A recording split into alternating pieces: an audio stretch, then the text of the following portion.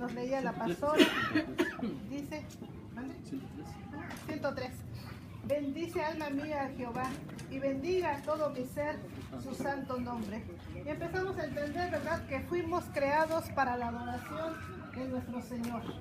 Y estaba diciendo David, inspirado por el Espíritu Santo, bendice alma mía a Jehová y bendiga todo mi ser su santo nombre. Y al decir todo mi ser, ya está hablando de todo cuerpo, alma y espíritu. Para eso fuimos creados, para adorarle. Porque si se pone a pensar, ¿qué vamos a hacer cuando partamos de esta tierra? Aquí se acaba todo, no. Vamos a estar allá con Él, vamos a ir a adorarlo. No va a ser aburrido, ¿eh? Así es que ustedes aquí ya saben adorar, es un entrenamiento de lo que allá nos espera.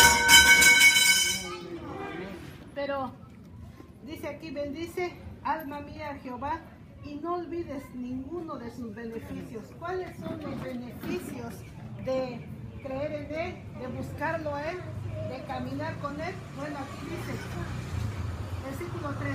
A ver, lo leo. ¿Qué dice? Eres quien perdona todas tus iniquidades, el que sana todas tus dolencias. ¿Verdad? Entonces sabemos y entendemos que Él es quien perdona, dice, nuestros pecados cuando fuimos delante de Él, ¿verdad? Cuando no lo conocíamos, dice la palabra, que Él revivió nuestro espíritu. Y lo primero que sana es nuestro espíritu.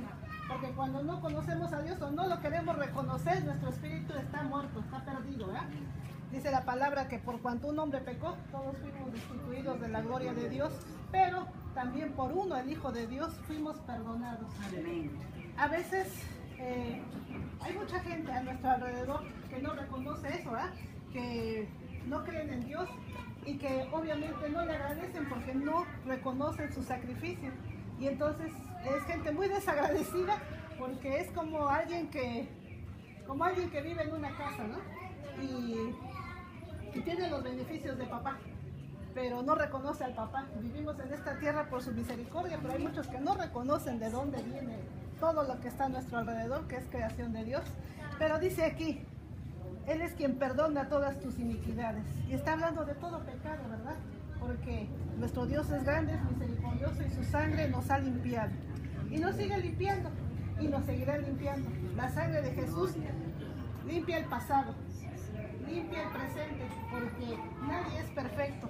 A veces nos equivocamos y creemos que si te conviertes hoy, ya mañana eres perfecto. Y no, hay un proceso, un caminar de santidad, porque en el nacimiento espiritual es así también como en lo físico. Cuando se nace, es uno bebé espiritual y uno va creciendo y tenemos que entenderlo entre nosotros para no juzgarnos los unos a los otros, ¿verdad?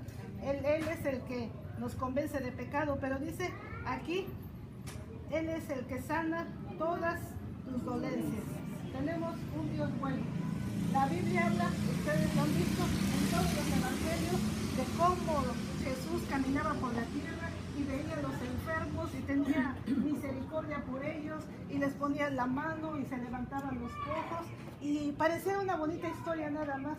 Sin embargo, eso es vigente, eso sigue sucediendo si le creemos, si lo buscamos. Y nosotros somos testigos de eso. ¿Por qué estamos aquí? ¿Por qué le hemos servido a Dios? Déjeme contarle que nosotros nos casamos un poquito ya mayores, no muy mayores, pero 26 años y yo 30 años. Entonces trabajábamos mucho y no teníamos ganas de tener familia todavía, como los matrimonios modernos. Y entonces trabajábamos y cuando pasaron los años, para ser exactos 6 años, un poquito más, nos dimos cuenta que no teníamos familia y como que eso ya no estaba dentro de lo normal, ¿verdad? Llega una etapa en que, como cualquier pareja, pues deseas ya tener un hijo, estar con alguien más, ¿no? Pero pasando ya todo ese tiempo dijimos, a lo mejor algo no está bien, y estábamos en los Estados Unidos y decidimos hacer los exámenes y la sorpresa fue de que los dos salimos en nuestros exámenes con esterilidad. No nada más yo, sino también él. Entonces nos dijeron, los dos son estériles, imposible que tengan hijos. Decíamos, en Estados Unidos los estudios son muy caros, la medicina es muy cara, y dijimos, no, pues vámonos a México, tal vez allá podemos encontrar soluciones, porque la medicina es más barata. Llegamos a México, regresamos a México, fuimos con especialistas y nos dijeron desde un principio, los estudios son caros, son dolorosos, ya tal vez al final no haya un buen resultado, pero lo quieren hacer. Y pues dijimos, pues a eso venimos, ¿verdad? Comenzaron más estudios, nos dijeron lo mismo, todavía nos dijeron, bueno, intentemos algún tratamiento, nos dieron medicamentos, nada, cero. Cuando uno entra en una crisis familiar es muy difícil, ustedes lo han de saber, ¿verdad? No sabes a qué recurrir, no sabes qué pensar. En aquellos tiempos me habían comenzado a invitar a ir a un grupo como a una reunión. Yo ya había escuchado de Dios un poco de niña, me llegaron a llevar a una iglesia cristiana, pero como niño, pues tú nada más miras y a veces no entiendes nada. Entonces crecimos realmente fuera de las cosas de Dios. Y cuando me comenzaron a invitar, me gustó, me interesó, me gustaba lo que enseñaban, pero creí empezar a conocer a Dios, pero realmente no conocía su grandeza. Entonces yo llegaba a casa y le platicaba a él, ay, fíjate que me enseñaron esto. Y él me decía, allá te están engañando, ¿para qué pierdes tu tiempo? Eso es pura psicología, nada más te lavan tu cerebro. Y a él no le gustaba que yo fuera. Él era cantante de música romántica, sí. Grupera.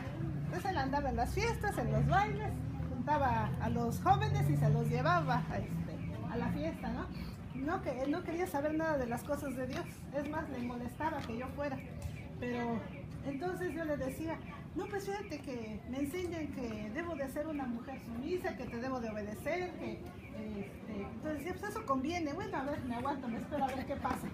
Y yo llegaba y le platicaba todo lo que escuchaba yo. Y entonces cuando nos dan ese diagnóstico, pues comenzamos a hablar tal vez de una separación, decíamos, pues tal vez tú aparte, a lo mejor tienes más oportunidad de tener familia y cosas así difíciles, críticas, ¿no? Y entonces él me dijo una cosa, pues ¿qué no hay en tu iglesia, en tu templo, hablan de que Dios hace milagros?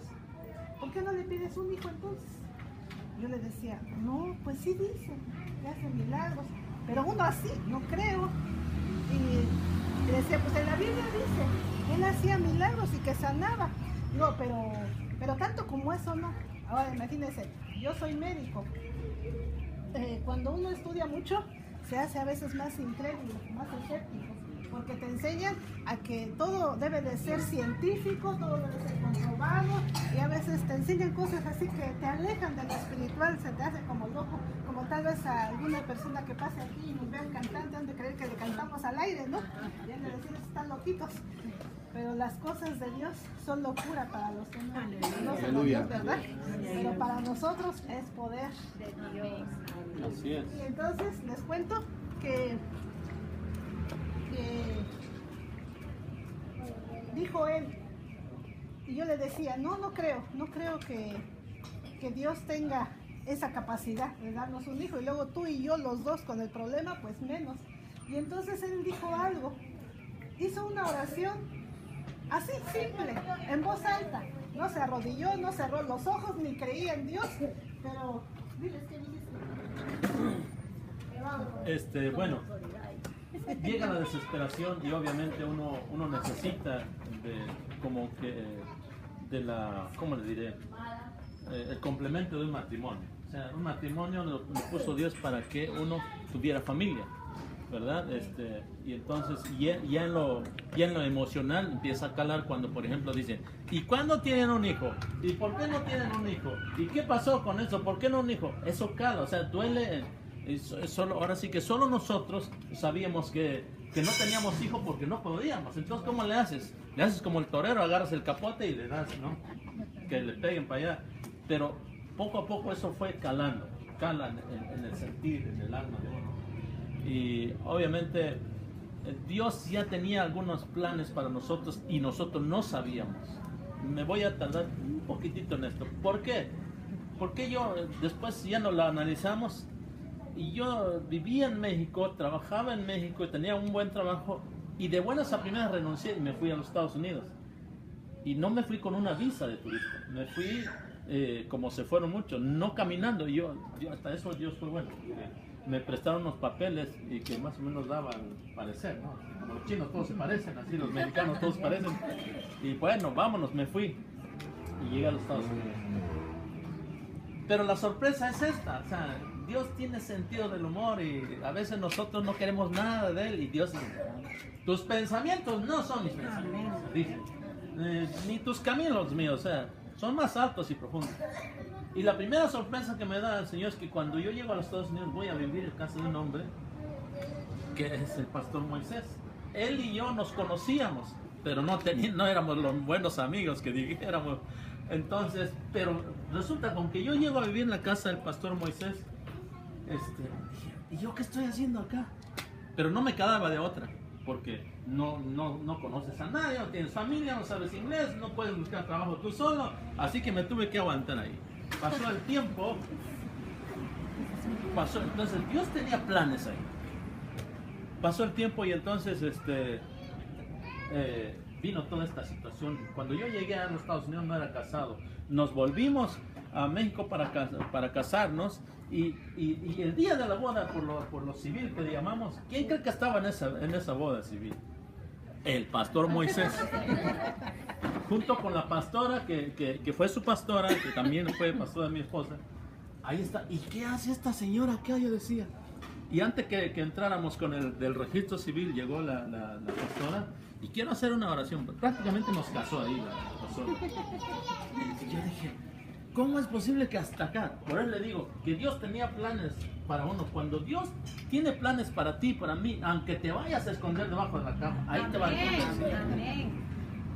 Bueno, entonces cuando ya pasa el asunto, la crisis y esto, yo le digo a ella, primero hubo un problema severo por la cosa de que empezó a creer en Cristo. Y luego entonces el pastor Moisés se empezó a llevar ahí a los cultos y yo me enojaba más. Ajá. Pero entonces empezó, y esa crisis iba a ser explosión. Nos íbamos a separar casi en el segundo año de matrimonio por la cabeza dura del hombre. El hombre es más difícil de entender las cosas. Yo no quería, es que yo, o sea, a mí no me van a engañar con un cuentecito de Dios, yo decía. Para esto quiero que sepan que yo también estudié la carrera de licenciado en Derecho en la Universidad de mi estado. Entonces, como que los que estudian mucho se sienten mucha pieza, como dicen. Y no.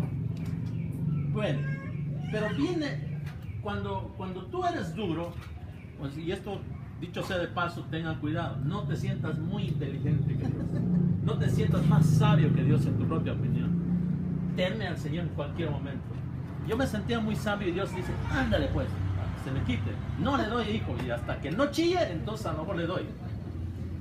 Y llegó el momento en que cuando yo entrábamos en esta situación, decía, ¿sabes qué? Mira, ¿por qué mejor no nos separamos? Y a lo mejor tú puedes tener otra persona y yo... No, le dije, no nos vamos a separar. Después ya cuando más allá que veíamos que no pasaba nada, fue cuando dije, me puse a pensar en la gente que, fíjense, me puse a pensar en la gente que hace pacto con Satanás.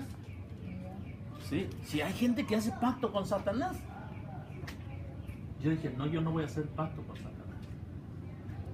Dije, por ahí, por lo poco que ya había escuchado, yo dije, dicen que tú eres poderoso, que eres más poderoso que el mismo diablo. Así que yo no voy a hacer pacto con nadie más que contigo.